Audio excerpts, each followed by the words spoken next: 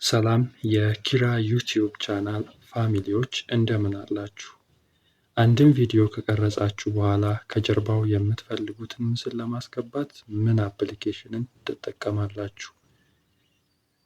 ብዙ ጊዜ ቪዲዮ ከተቀረጸ በኋላ ከጀርባው ሌላ ኢሜጅ ወይንም ምስል ለማስገባት እንፈልግና ምን አፕሊኬሽን መጠቀም እንዳለብን ግራ ሊገባን ይችላል። በተለይ ቪዲዮ በስልካችን ለምንቀርጽ ሰዎች። ስለዚህ በዛሬ ቪዲዮ የማሳያችሁ እሱን ይሆናል።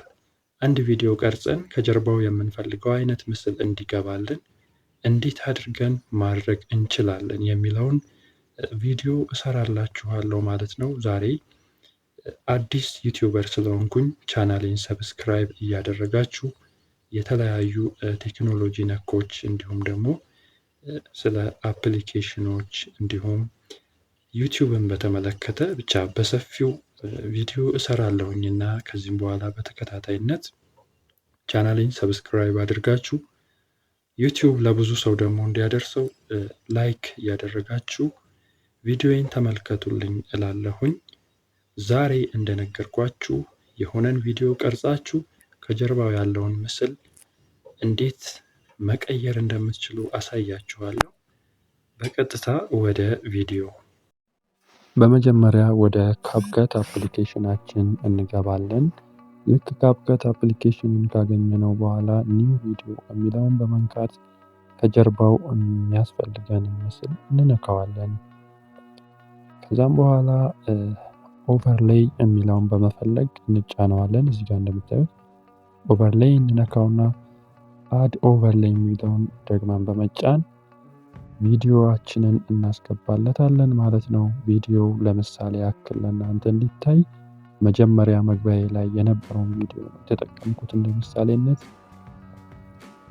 ከጀርባ ጋር ካለው ምስል ጋር እኩል ሌንግዝ ያለው ቪዲዮ እናስቀምጣለን ማለት ነው። ከዛም በኋላ እንደምታዩት ያው አመሳስለን እዚህ ጋር ልክ እንደዚህ አስቀምጠነዋል። ቀጥሎ የምንሄደው እዚህ ከታች ከምታዩት ውስጥ ሪሙቭ ቢጂ ወይንም ደግሞ ሪሙቭ ባክግራውንድ ማለት ነው። እሱን ነው የምንጫነው።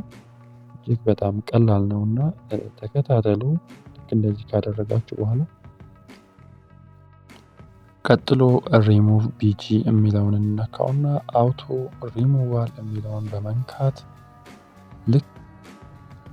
ልክ እንደዚህ አይነት እንደምታዩት አይነት ውጤት ማግኘት ትችላላችሁ ማለት ነው። እንደምታዩት ምስሉ መጀመሪያ የተቀረጸው ከኋላው አረንጓዴ ምስል ነበርና አሁን ደግሞ ተቀይሮ ሙሉ ለሙሉ ጥቁር ሆኗል ማለት ነው። ስለዚህ ውድ ቤተሰቦቼ ልክ እንደዚህ በመጠቀም ከኋላ ያለውን ምስል መቀየር ትችላላችሁ። ለዛሬ ያለኝ ቪዲዮ ይሄው ነው። በተመሳሳይ አይነት ቪዲዮዎች እመጣለሁ። ሀሳብ አስተያየታችሁን በኮሜንት ስር ጻፉ። ምን አይነት ነገር እንድሰራላችሁ እንደምትፈልጉም መጠየቅ ትችላላችሁ። ቸር ሰንብቱ። ቻው